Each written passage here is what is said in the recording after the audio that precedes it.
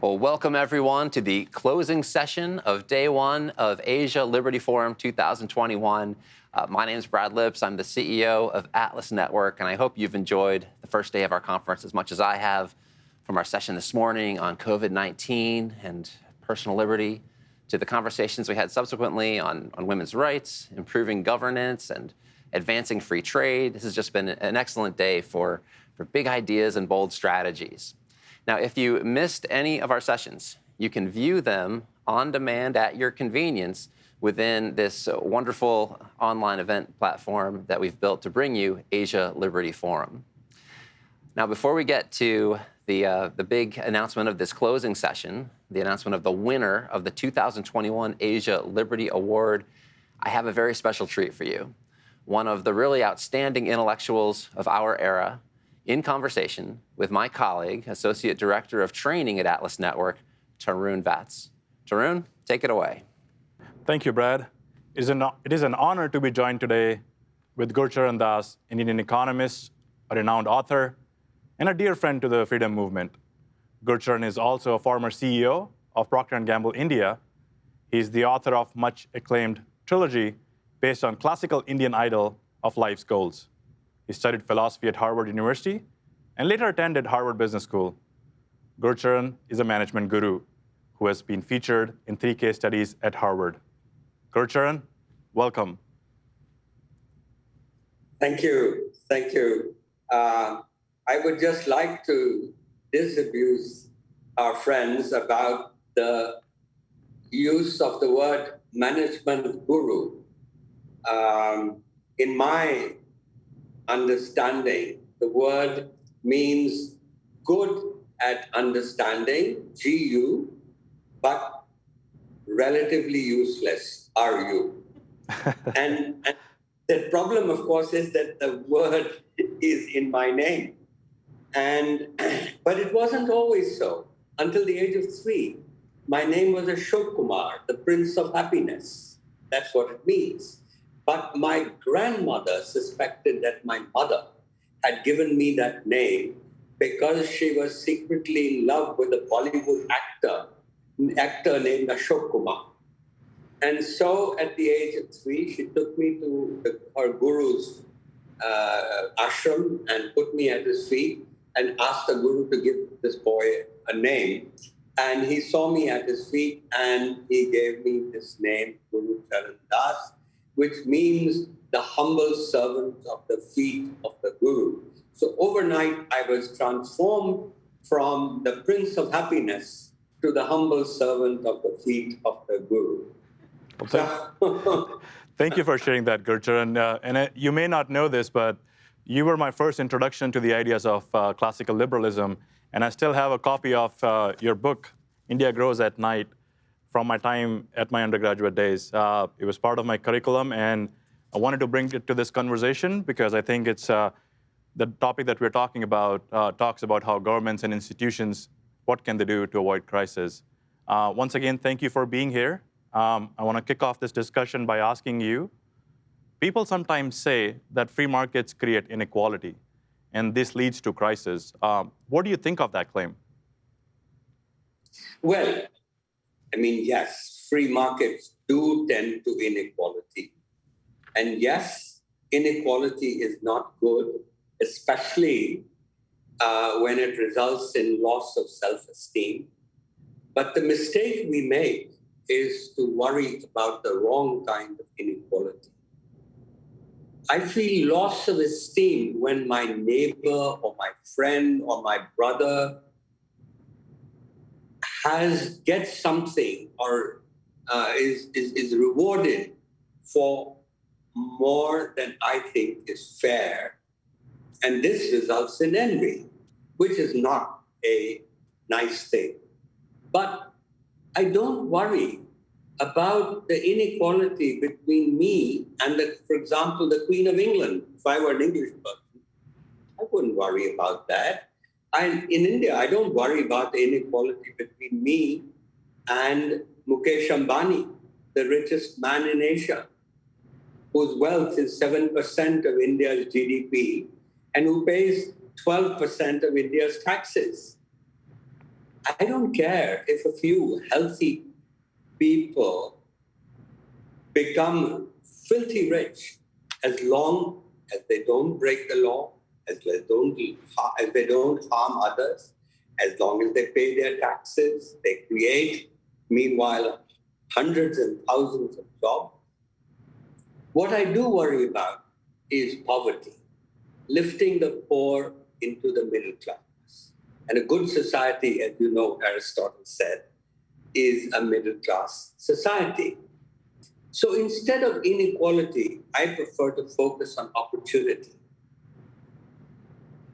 I care about good schools, good health care for all.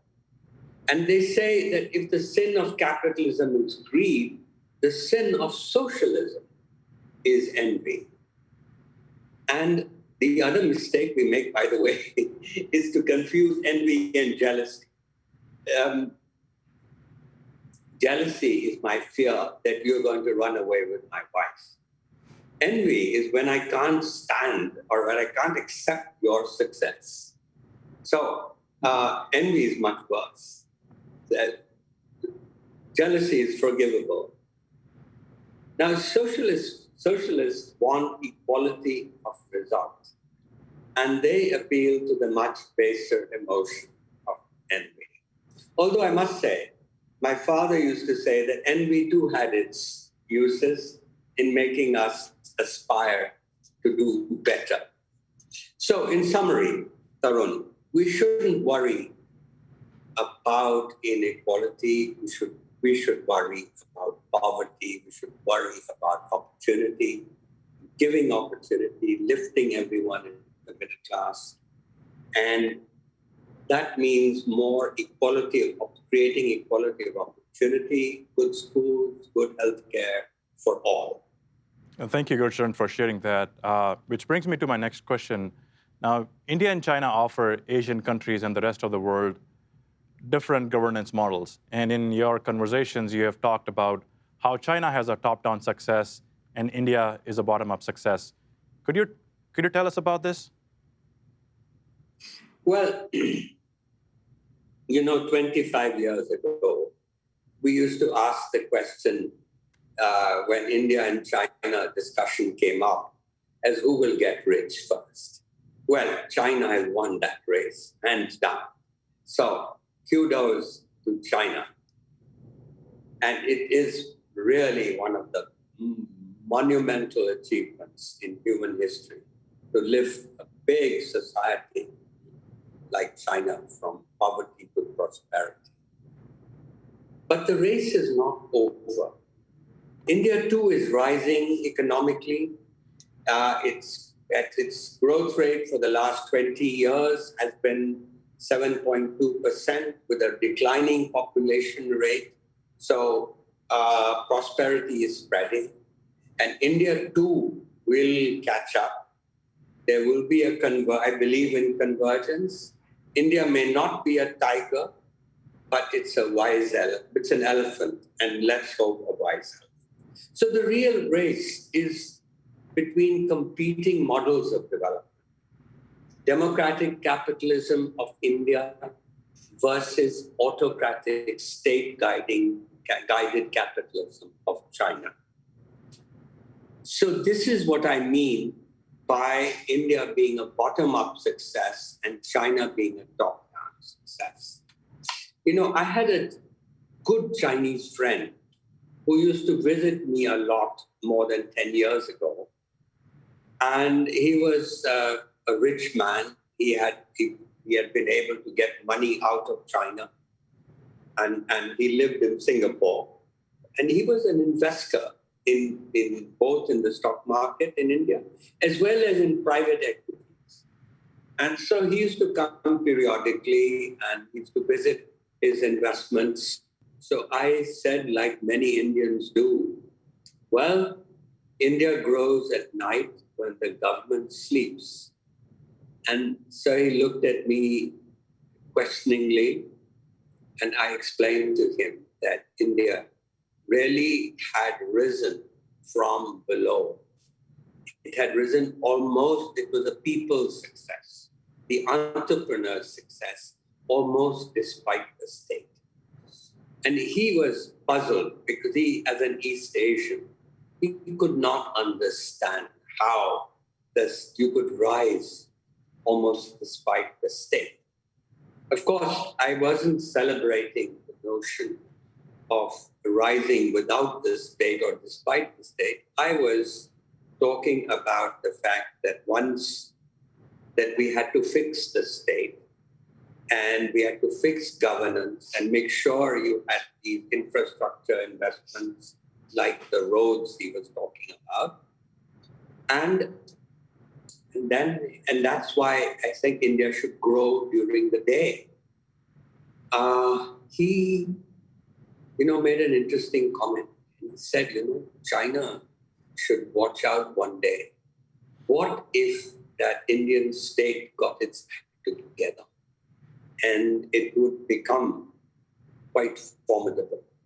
Anyway, the point here is not to talk about India and China, but to talk about the fact that for the world, the race between India and China is also between becoming fully developed countries. These were poor countries, and they are already.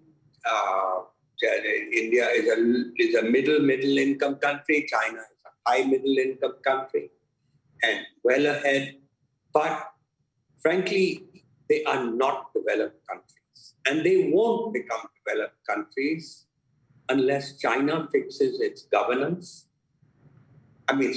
India fixes its governance, and China fixes its politics, gives people liberty.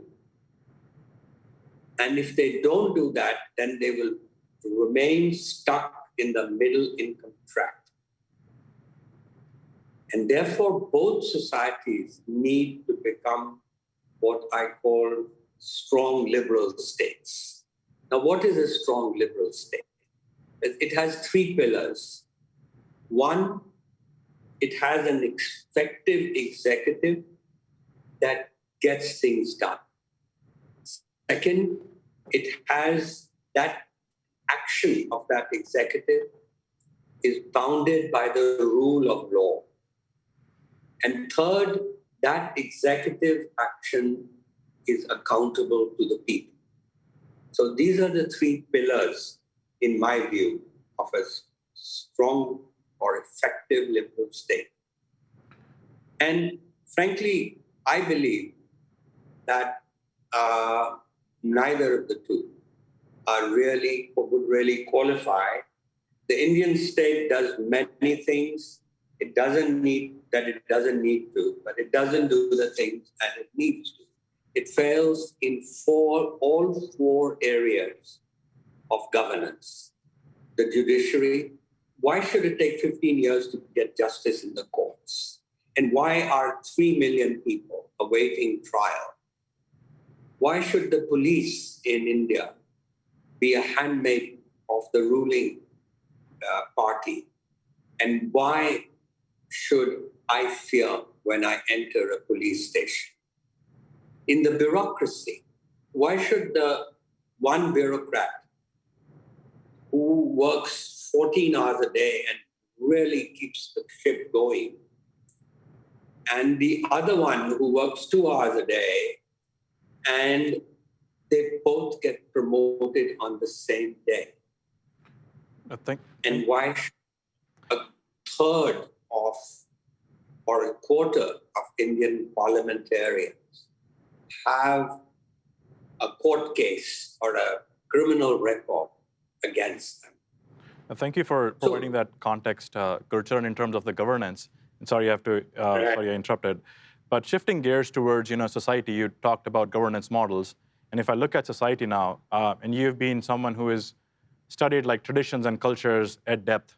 So if we look at different traditions, be it Hinduism, Confucianism, Judaism, Christianity, Islam, we see that when there were no kingdoms or kings, there was no governance or governors, and the people protected themselves by doing the right thing, which you have referred to as dharma. So in Asian societies, how can individuals internalize these values and how can they be deeply embedded in society? So what should be their dharma, according to you? That's a very good question, Tarun. But I was just about to add one more dimension to my previous answer to your question. And if you'll permit me, I'll take a couple of minutes to finish what I was saying. Absolutely. And that, I think, gives insight about India and China. Absolutely. And it is, I was going to say that these governance failures that I talked about in India go back to the fact that India has always been a historically weak state and a strong society, whereas China has historically been a strong state and a weak society. And the reality is that you need both. You need, to get a strong liberal state, you need an effective, strong state, but you also need a strong society. And so both China and India have to fix this problem.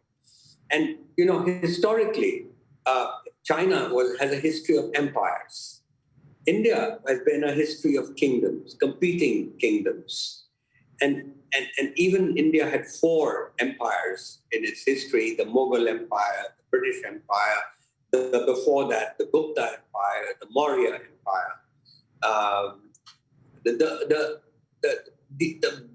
The fact is that these empires were weaker than the weakest Chinese empire. So in China, the emperor gave the law, and then he interpreted the law. In India, the king, the law preceded the king. Dharma, which is law, preceded the king, and the job of the king was to uphold dharma for the benefit of the people.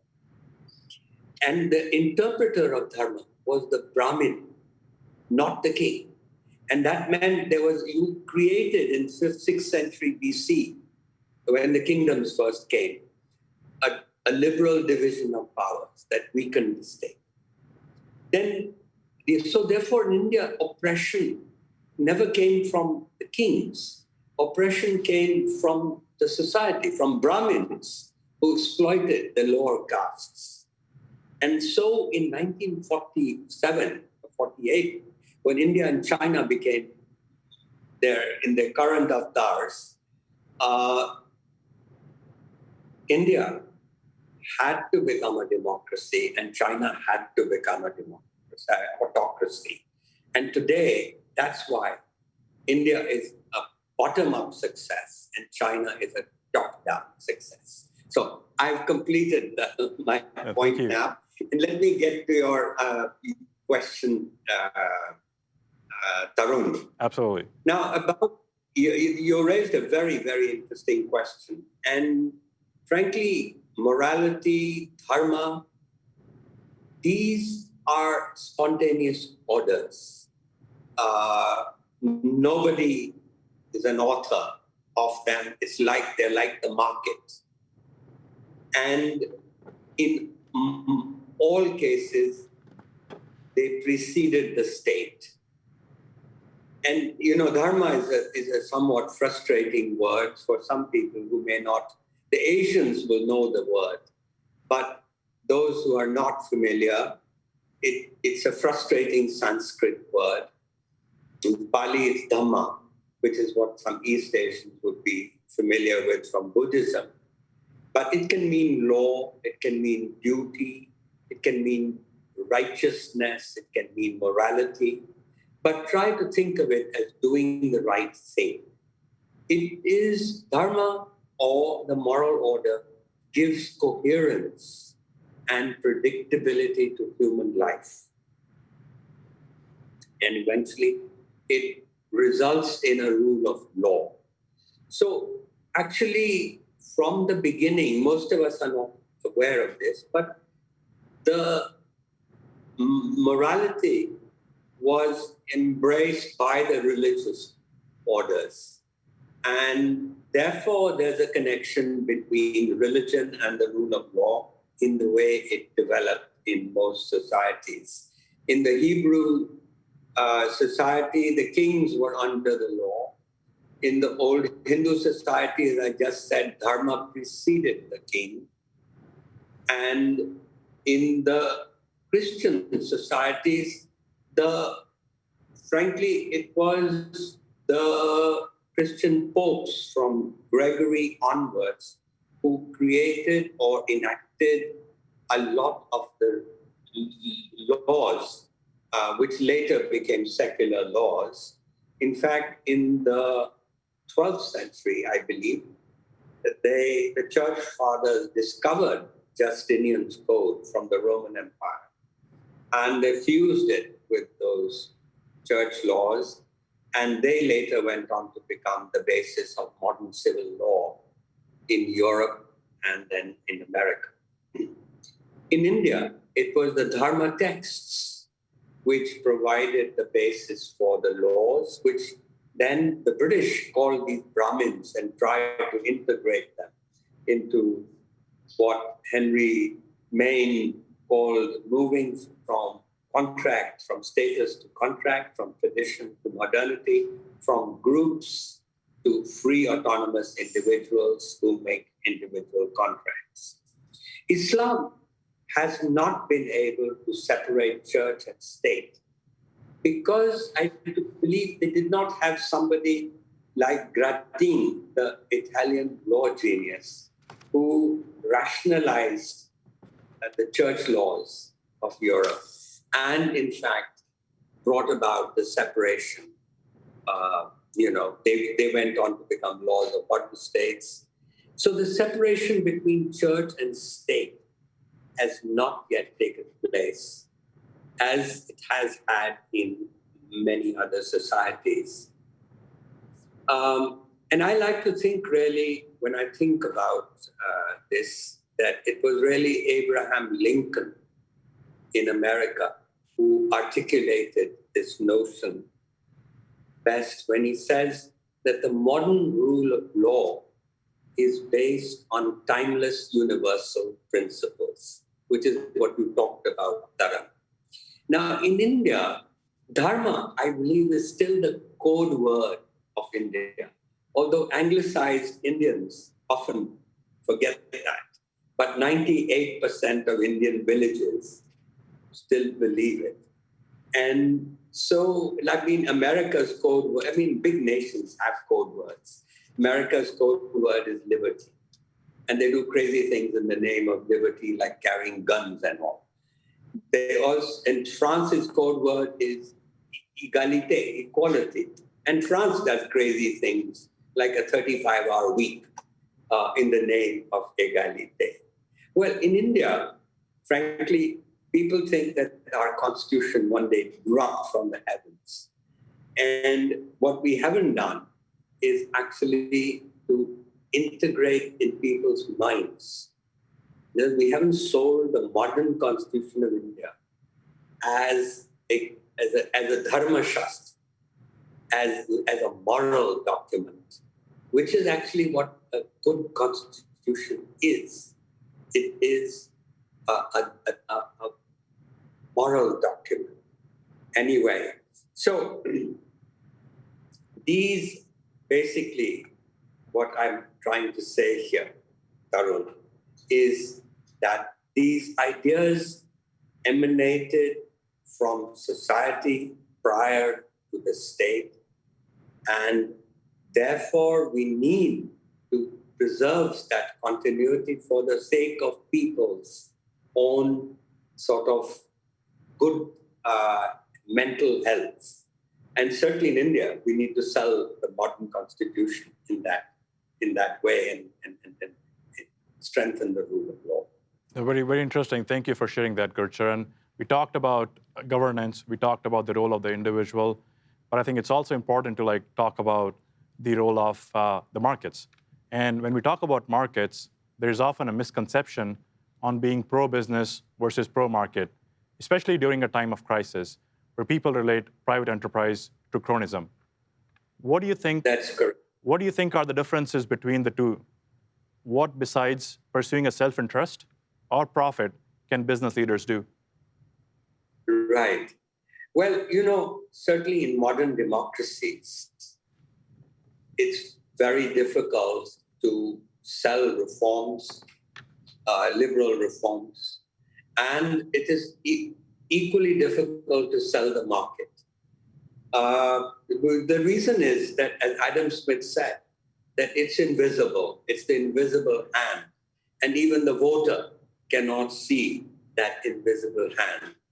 And therefore, a lot of people, even in the West and in developed countries, believe that the market makes the rich richer and the poor poorer. And this is why it's important to differentiate between being pro-market and pro-business. Pro-market means to be pro-competition. And as we know, competition improves the quality of products. If competition lowers the cost of products, lowers prices, and helps everybody. In fact, it is the business people who don't like the market, because a business person naturally wants to increase his market share. He's a monopolist. So therefore, it's the job of enlightened regulation to ensure that markets remain competitive and that people understand this distinction. And therefore, it's so important for reformers. Like Margaret Thatcher used to say, she used to spend 80% of her time selling the reforms and 20% time doing the reforms. This is the mistake Mr. Modi has been making in India and all the previous reformers right on from 1991. Thank you for sharing that, Gurcharan. We are almost up against time, but I have a last question that I want to ask you. I know you're working on a book, Moksha, which in the original Sanskrit literature means freedom or liberation. What can you share with us about that book? Well, I was just talking to Lakshmi about it a few minutes ago, and I was in fact telling her that mine is another sort of moksha, because it comes in the context of the classical Indian tradition, where there were 4 aims of life. And the 4 in the classical tradition from ancient times, the first aim was artha, which means material well-being. The second aim was dharma, moral well-being. A third aim was kama, which was emotional or sexual well-being. And the fourth aim was moksha, which meant spiritual well-being. But as you said, the moksha it's in original Sanskrit form, really means to be free. So it's for the libertarians. And it's the Sanskrit texts, when they are illustrating moksha, they're talking about a horse without a harness. They're talking about a pearl that comes out of the oyster as being free. They're talking about a person who's paid his debts, is free, or a person who's been a prisoner, comes out of jail. So it means freedom. And my book, therefore, looks at human life from this lens of freedom, not in the sense, even that big, but more in a personal sense. And Penguin, for years, have been asking me for an autobiography. So it's written as the story of my life. And frankly, it's sort of, I'm trying to figure out my own life. And I think about it, it's been really, moksha fits in well, because I remember from my earliest age, my mother said, this was a difficult child. So I was a difficult child. And then she said he was even more difficult teenager. And all these were rebellious moves, which were a person trying to free himself. And so, I went to Harvard. My parents wanted me to become an engineer, do something useful. And I ended up with a degree in philosophy. My mother thought that was useless. And then when I got, a scholarship to go to do a PhD at Oxford, and that I gave up because I wanted a life of action. And what did I do instead? I got a job selling Vicks Vapor Rub in the bazaars of India, dusty, hot bazaars of India. But I also wore two hats. I became a weekend writer. Anyway, by middle age, I had a midlife crisis, and I quit my job and became a full-time writer. And intellectually, from a socialist, I moved to being a libertarian, not from theory, but from experience of the licensed Raj I recounted in India Unbound. But later I realized that I was really much closer to a classical liberal, because for a libertarian, the state is a second-order institution. I believe we need the state to ensure the equality of opportunity, which I spoke about a few minutes ago, as well as to do the governance function. Anyway, this is a quick summary, but it's an examination of my own life under the lens of liberty.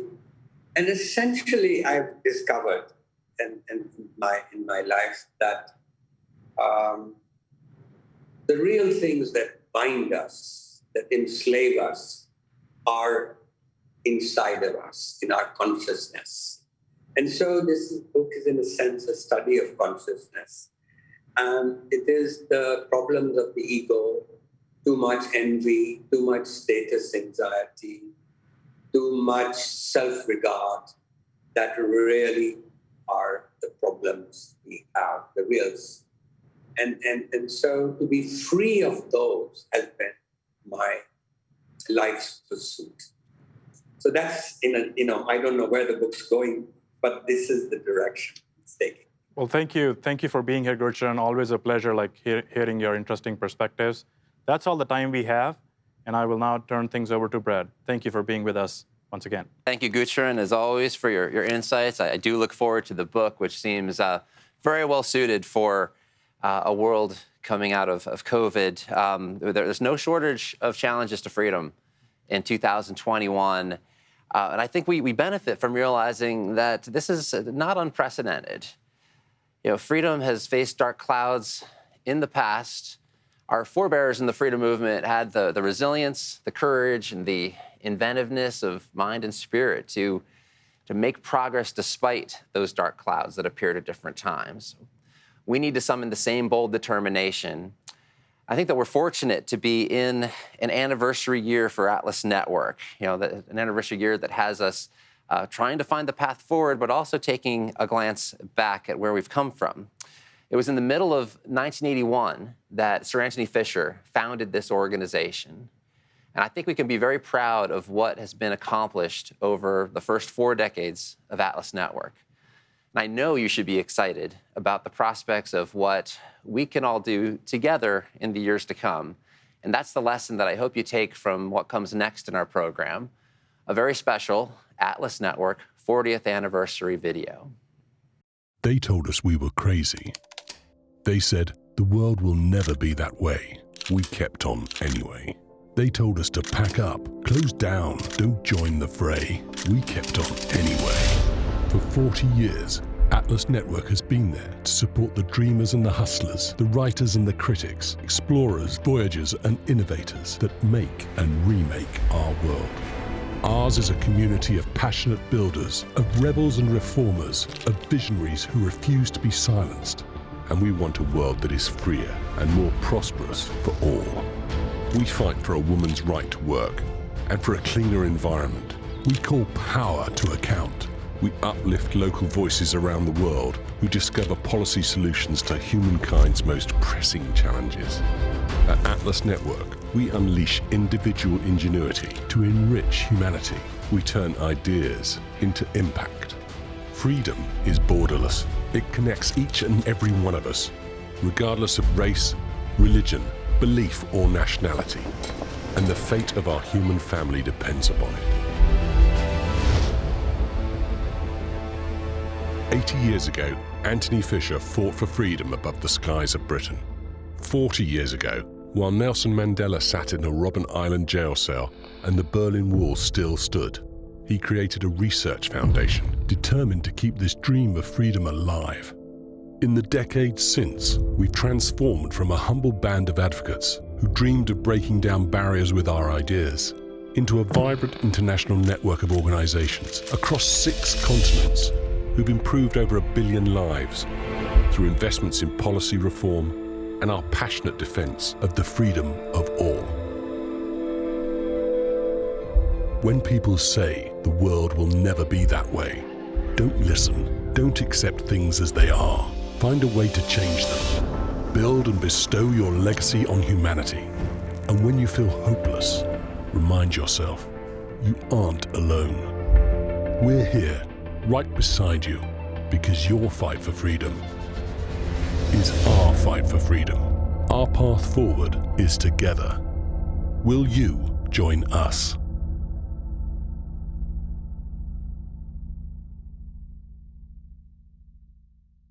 Well, I do hope that the time you're spending with us here at Asia Liberty Forum is solidifying in your mind the desire to join us, the desire to join this cause, or to double down on what you're already doing to advance freedom.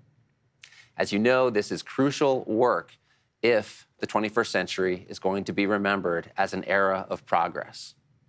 The cause of freedom has been tested in 2021 in unique ways, and it cries out for more effort, more resources, and more attention. And of course, one of the ways that Atlas Network does its best to put attention on what can be achieved by those working for freedom is through prizes like the Asia Liberty Award. This award is part of the Templeton Freedom Award Prize Program that annually recognizes think tanks that have made important contributions to the understanding of free enterprise and the public policies that encourage prosperity, innovation, and human fulfillment via what Sir John Templeton liked to call free competition. The Asia Liberty Award is generously supported by the Templeton Religion Trust. Each of our finalists receives a $1,500 award, except the winner, which will walk away with $7,000 as first prize. And so we come to that highly anticipated moment in tonight's program, the announcement of the 2021 Asia Liberty Award. I'm going to introduce our finalists now. And first up, I'd like to introduce Lakshmi Sampath Goyal, representing the Center for Civil Society in India, for their project, Making a Living on the Street, Law, Liberty, and Livelihood.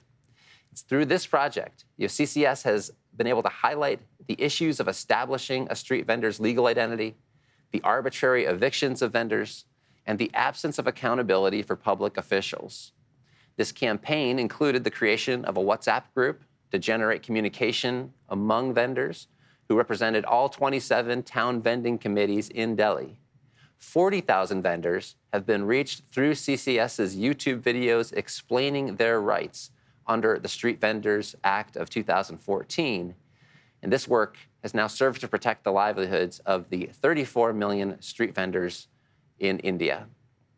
Our second finalist is Angela Arnante, representing the Foundation for Economic Freedom from the Philippines, for their Liberalizing Tree Plantation Policies project. In 2011, a logging moratorium in the Philippines banned the harvesting and processing of wood products from natural forests, subsequently leading to a shortage. Influenced by reforms introduced by FEF, the Department of Environment and Natural Resources eased harvest and transport rules within the forest sector. This change will encourage investments in the forest sector and the wood industry. It'll expand the country's forest cover by 500,000 to 1 million hectares in the next decade and help mitigate the effects of natural disasters. It'll also enhance carbon absorption, leading to increased oxygen production and provide jobs, especially in the uplands where many Filipinos live in poverty. And finally, our third finalist, Din Tuan Min, is representing the Market Solutions Research Center for Social and Economic Issues for their comprehensive audit of Vietnam's market economy. Masai held a conference titled Dialogue on Vietnamese Market Economic Institutions at National Economics University, Hanoi, in July of 2020. And this is the first time that the Economic Freedom of the World Index was formally introduced in Vietnam. The conference was co-organized by the Economic Central Committee of the Communist Party of Vietnam alongside the National University of Economics.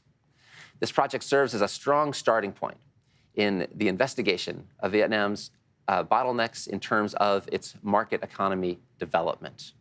So thank you, all three finalists who are with us right now, and it's my pleasure to open the envelope that will tell us the winner of the 2021 Asia Liberty Award. Our winner is Center for Civil Society. Lakshmi, the stage is yours. Wow. Thank you so much, Brad. I mean, I cannot, I'm quite overwhelmed, and I must say that this is really, really such a wonderful news in an otherwise very dreary year. So thank you very much. I think a huge debt of gratitude and indeed credit goes to Dr. Parth J. Shah, who has been the founder of Center for Civil Society. He has persevered for an entire 25 years. This is the commencement of the 25th year of Center for Civil Society. And we are really looking forward to making the embers even brighter for freedom and economic as well as individual freedom in India. And so that is something that Parth Shah has lit, and I do, as a new CEO, I do hope to keep it burning brightly. Another, I think we wouldn't be able to do such spectacular work without the support of our funders, as well as the guidance of our trustees and advisors. So again, a huge gratitude there. One of who is sitting right here, Gurcharan Das, we really look up to him for small and big advice, and he's so approachable. So thank you very much.